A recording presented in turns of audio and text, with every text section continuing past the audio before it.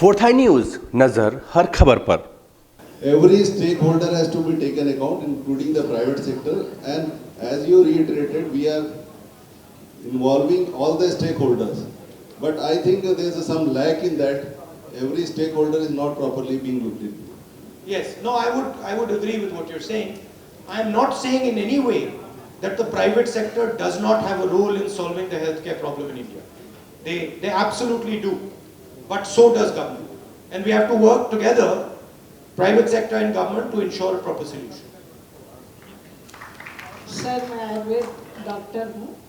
तो हमारे आयुर्वेद में दो प्रयोजन हैं, स्वास्थ्य की रक्षा पहला, और दूसरा है आतुर के विकार का प्रशमन।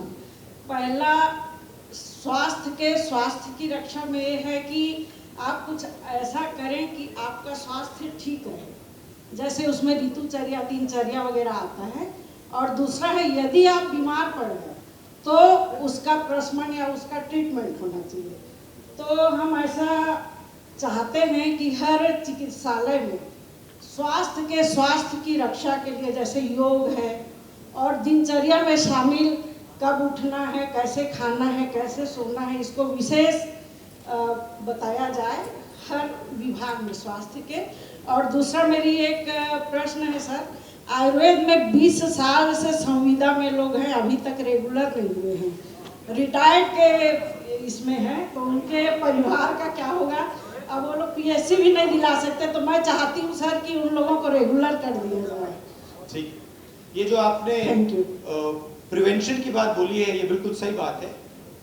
ये दोनों चीजें, प्रिवेंशन और क्योर, होना चाहिए। मैं आपसे सहमत हूँ।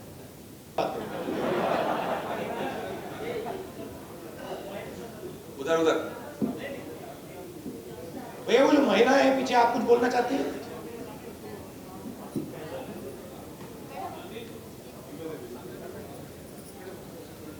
सर, यहाँ पर आशा वर्कर को सभी जानते हैं, पर उसके ऊपर भी और टीम है, जैसे कि मिताइन ट्रेनर है और एरिया काउंटर है। तो उसके लिए भी ऐसा क्या हो सकता है सर? क्योंकि मतलब आशा वर्कर को तो आप 100% बोल रहे हैं, क्योंकि उसका सैलरी बेस नहीं हो सकता बोल रहे, पर जो हम लोग यहाँ पे क्षतिपूर्ति के बेस पे काम कर रहे हैं, तो वो हमारा तो मतलब सैलरी बेस होना चाहिए। क्या होना चाहिए? सैलरी बेस हम लोग का, सैलरी वाइज कॉम्पनसेशन। अच्छा, छत्तीसगढ़ में जी। तो आपकी क्या राय है? ध्यान रखिए कि बहना, सर ये ध्यान रखते, ये पॉलिटिकल आंसर दिया है।